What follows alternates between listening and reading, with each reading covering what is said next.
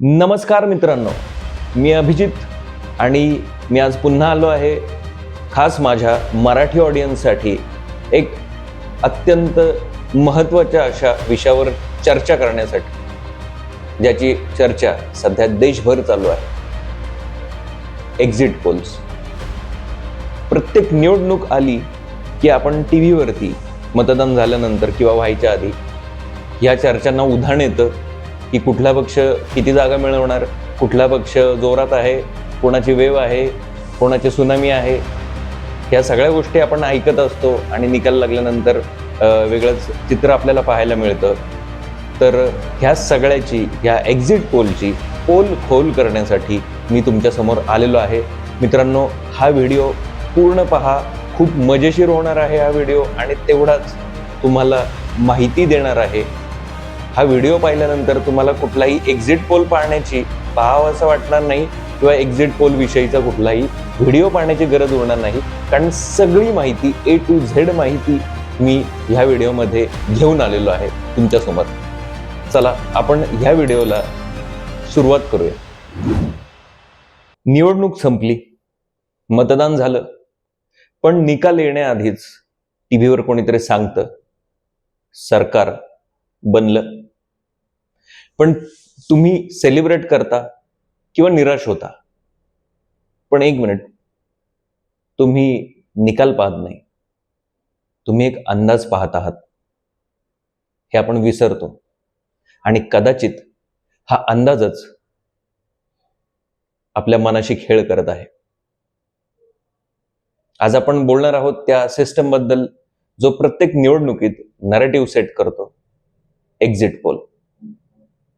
हा फक्त सर्वे नाही, हा आहे परसेप्शन इंजिन. आता परसेप्शन इंजिन म्हणजे काय? तर हे AI चे एक पुढचे प्रगत रूप आहे, जे मशीनला कॉम्प्युटर किंवा कॅमेरा अशा प्रकारच्या डिव्हाइसमधून माणसाप्रमाणे आजूबाजूच्या जगात पाहण्याची, समजून घेण्याची आणि अर्थ लावण्याची क्षमता देते. परसेप्शन म्हणजे धारणा, समज किंवा दृष्टी, आणि इंजिन म्हणजे प्रक्रिया करणारी यंत्रणा. आता हे काम कसं करतं, हे परसेप्शन इंजिन? त्याची फंक्शनॅलिटी कशी होते? तर हे इंजिन कॉम्प्युटरकडून मिळणारा डेटा घेतं आणि त्यावर प्रक्रिया करतं, प्रोसेस करतं. आता राजकीय एक्झिट पोलमध्ये ही धारणा यंत्रणा, मग ती AI चलित डेटा मॉडेल असो किंवा जनमत घडवणारी व्यापक माध्यम चलित प्रणाली असो, अनेक गंभीर घटकांमुळे ही यंत्रणा अयशस्वी ठरते मित्रांनो, फेल जाते. जे ग्राउंड रियालिटीला ती मॅन्युप्युलेट करू शकते, आणि ती फेल कशामुळे जाते आणि ती मॅन्युप्युलेट कशा प्रकारे करते, मॅन्युप्युलेटिव्ह कशी होऊ शकते, याची 10 कारणं मी आपल्या समोर देणार आहे. तर याच्यातलं कारण पहिलं, डेटा आणि सॅम्पल निवडीतील त्रुटी.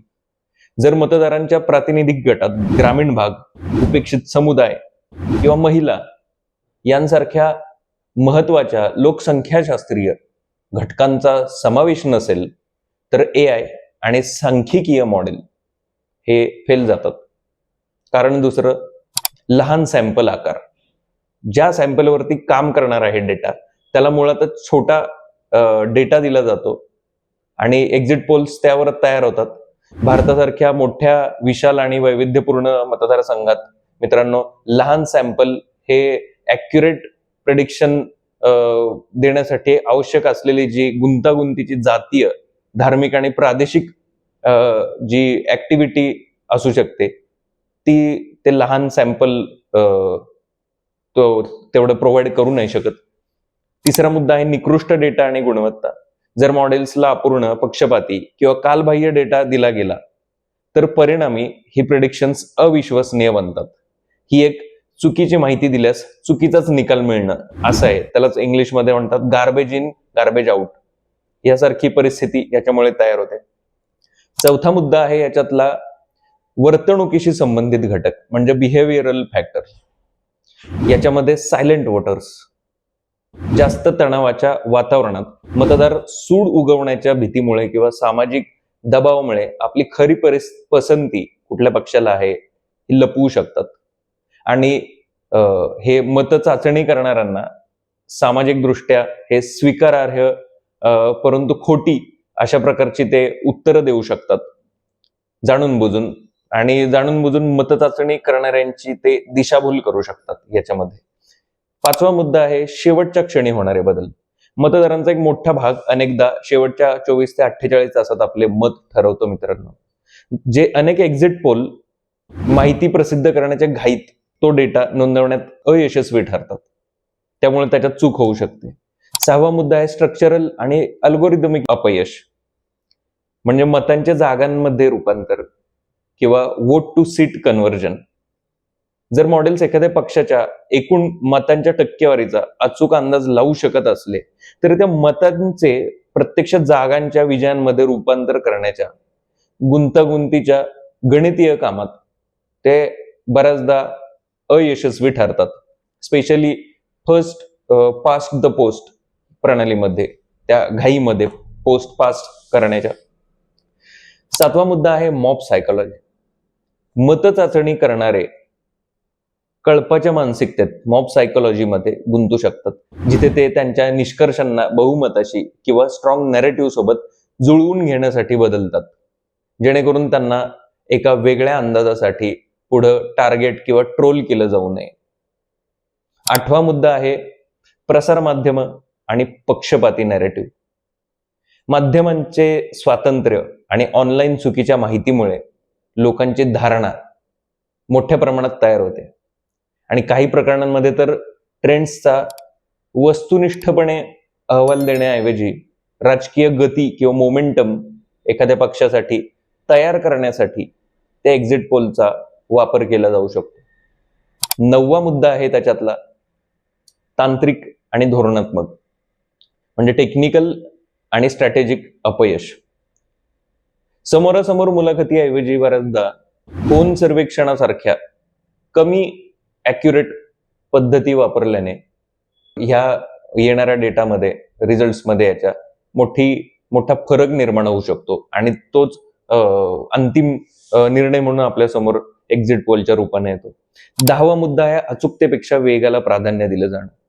निकाल सर्वात आधी प्रसारित करण्याच्या दबावामुळे घाईघाईने डेटा संकलन होऊन ज्यामुळे मतदानाच्या दिवसाच्या शेवटच्या तासांमधील मतदानाचे नंतरचे ट्रेंड्सच त्यांच्याकडून सुटू शकतात या घाईघाईमध्ये डेटा देण्याच्या नादात. आता हे सगळे 10 मुद्दे आपण पाहिले.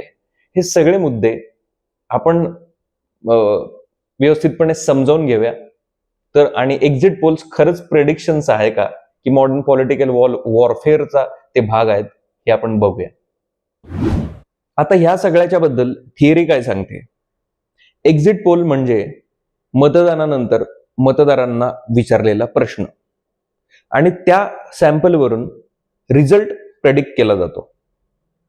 पण वस्तुस्थिती जर पाहिली, रियालिटी पाहिली तर भारतासारख्या देशात मित्रांनो कोट्यवधी मतदार आहेत आणि त्याच्यामध्ये विविध जाती, धर्म, वर्ग, ग्रामीण विरुद्ध शहर, महिला आणि पुरुष ह्यामध्ये ते विभागले गेले आहेत. तुम्ही काही हजार लोकांवरून संपूर्ण राज्याचा मूड कसं काय ठरवू शकता?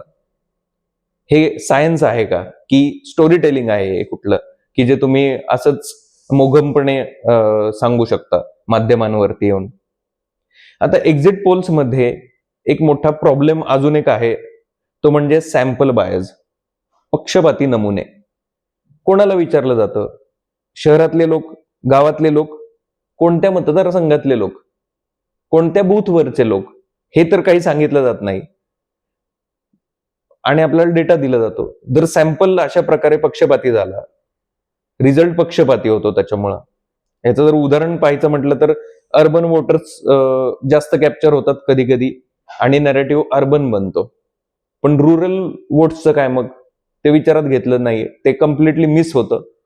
म्हणजे डेटा सिलेक्शन हे नॅरेटिव्ह कंट्रोल करणंच आहे, कुठला आपण डेटा घेतोय त्याच्यावरून, आणि इथेच मॅन्युप्युलेशन सुरू होतं मित्रांनो. मतदार खरं बोलतात का? एक्झिट पोल एक अजम्पशनवर चालतं. लोक खरं सांगतील. पण रियालिटीमध्ये काय आहे, खरं नाही सांगत. कारण याचं कारण आहे भीती, सामाजिक दबाव, व्यक्तिगत स्वातंत्र्य. या फॅक्टर्समुळे लोक डेलिबरेटली चुकीची उत्तरं देतात आणि काही लोक शांत राहणेच पसंत करतात. यालाच आपण म्हणतो सायलेंट वोटर. आणि हा फॅक्टर इलेक्शन रिझल्ट्स उलटवू शकतो, कारण एक्झिट पोल्स या सायलेंट वोटरला कॅप्चर करू शकत नाहीत. आता आपणच बघा ना, मतदान केल्यानंतर कोणी जर आपल्या जवळच्या मित्रांना देखील विचारलं की तू कुठल्या पक्षाला मतदान केलं, कोणाला मतदान केलं, आपण सांगतो का? नाही सांगत. चला, आता इमोशन्स थोडा वेळ बाजूला ठेवूया आणि थेट नंबर्स बघूया मित्रांनो. कारण राजकारणात आकलन बदललं जाऊ शकतं, पण नंबर्स खोटं बोलत नाहीत. आणि जेव्हा आपण एक्झिट पोल्सचे नंबर्स पाहतो तेव्हा एक पॅटर्न दिसतो, रिपीटेड मिसमॅच. मी हा डेटा तुमच्यासाठी घेऊन आलेलो आहे मित्रांनो. खूप माहिती मिळून हा डेटा आणलेला आहे. माझ्या चॅनलला सबस्क्राईब करा आणि हा व्हिडिओ पण लाईक करा आवडला असल्यास. हा डेटा आपण एकदा बघूया, म्हणजे आपल्या सर्वांना कळेल एक्झिट पोल्सची रियालिटी. केस नंबर 1, पहिली केस, इंडियन जनरल इलेक्शन 2004, म्हणजे 2004च्या लोकसभा निवडणुका मित्रांनो. बहुतेक एक्झिट पोल्सचं जे प्रोजेक्शन होतं ते म्हणजे एनडीएला 250 ते 300 सीट्स मिळतील आणि युपीएला 180 ते 220 सीट्स मिळतील. कॉन्फिडन्स खूप हाय होता त्यांचा, सरकार परत येणार. पण ऍक्च्युअल जेव्हा रिझल्ट लागले तेव्हा एनडीएला 189 सीट्स मिळाल्या आणि युपीएला 218 सीट्स मिळाल्या मित्रांनो. हा फरक बघा. एनडीएला 60 ते 100 सीट्सने ओव्हर एस्टिमेट केलं एक्झिट पोल्सनं. हा फक्त एरर नाही, हा नरेटिव्ह कोलॅप्स होता. याच्या पुढची केस जी आहे दुसरी, ती दिल्ली लेजिस्लेटिव्ह असेंब्ली इलेक्शन 2015चं इलेक्शन दिल्लीचं. एक्झिट पोल्सचं प्रोजेक्शन काय होतं, आप ह्या पक्षाला 35 ते 45 जागा मिळतील सीट्स आणि भाजपला 20 ते 30 सीट्स मिळतील. क्लोज फाईट एक्सपेक्ट केली गेली होती. पण ऍक्च्युअल जेव्हा रिझल्ट आला तेव्हा आपला 70 पैकी 67 जागा मिळाल्या मित्रांनो आणि भाजपला फक्त 3 सीट्स मिळाल्या. इथे एक्झिट पोल्सने वेळ ओळखली, पण सुनामी ओळखायला सुनामी मिस केली. तिसरी केस आहे बिहार लेजिस्लेटिव्ह असेंब्ली इलेक्शन 2015. बिहारचं इलेक्शन 2015चं. एक्झिट पोल्स हे कम्प्लिटली डिवाइड झाले होते. एनडीए 90 ते 120 सीट्स मिळतील एनडीएला आणि महागठबंधनला 110 ते 130 सीट्स मिळतील असं प्रेडिक्शन होतं. कन्फ्युजन हाय होतं. पण ऍक्च्युअल जेव्हा रिझल्ट लागले तेव्हा महागठबंधनला 243 पैकी 178 जागा मिळाल्या आणि भाजप आणि एनडीएला 58 सीट्स मिळाल्या. म्हणजे ग्राउंड वेव्ह कम्प्लिटली मिस झाली. पुढची केस आहे वेस्ट बेंगॉलचं असेंब्ली इलेक्शन 2021चं. एक्झिट पोल्स नुसार तृणमूल काँग्रेसला 130 ते 160 जागा मिळतील आणि भाजपला 120 ते 150 जागा मिळतील असं प्रेडिक्शन होते. पण ऍक्च्युअल रिझल्ट जेव्हा आला तेव्हा तृणमूल काँग्रेसला, टीएमसीला 213 सीट्स मिळाल्या आणि भाजपला फक्त 77 सीट्स मिळाल्या मित्रांनो. म्हणजे टीएमसीला 50 ते 70 सीट्सना अंडर एस्टिमेट केलं. नेक टू नेक फाईट, काटेकी टक्करवालं नॅरेटिव्ह सेट केलं गेलं होतं. पण ऍक्च्युअल वन साइडेड मॅन्डेट होता. आता सर्व केसेस ह्या एकत्र जर बघितल्या आपण तर रिपीटेड पॅटर्न एक येतो त्याच्यामध्ये. पहिलं म्हणजे मॅसिव्ह अंडर एस्टिमेशन, जिंकणाऱ्या पक्षाची ताकद कमी दाखवली जाते. घासून लढतचं नॅरेटिव्ह सेट केलं जातं. पण रुरल आणि सायलेंट वोट जे मिस झालेले असतात, जे दिसत नाहीत, तेच रिझल्ट बदलतात मित्रांनो. आता पुढचा एक मुद्दा आहे याच्यामध्ये, मार्जिन ऑफ एरर. हा फॅक्टर देखील चित्र पलटी करू शकतो. 20 ते 50 सीट्सचा एरर हा सरकार बदलू शकतो. म्हणजे एक्झिट पोल्स डिरेक्शन देतात पण डेस्टिनेशन चुकवतात. एक्झिट पोल म्हणतो लढत टक्करची आहे, काटेकी टक्कर आहे. पण रिझल्ट जेव्हा येतो तेव्हा काय दिसतं, एकतर्फी विजय.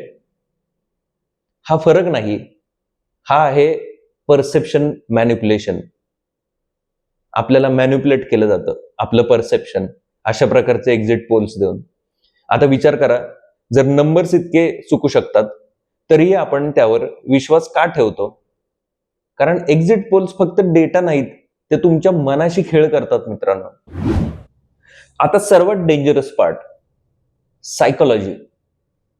एक्झिट पोल्स आले की काय होतं, कार्यकर्ते आधीच सेलिब्रेट करू लागतात.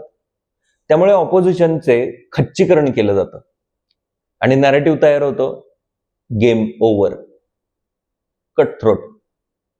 पण गेम संपलेलाच नसतो. हा परसेप्शन गेम आहे. कधी कधी लोकांचा कॉन्फिडन्स बदलतो, लोकांमधल्या चर्चा शिफ्ट होतात.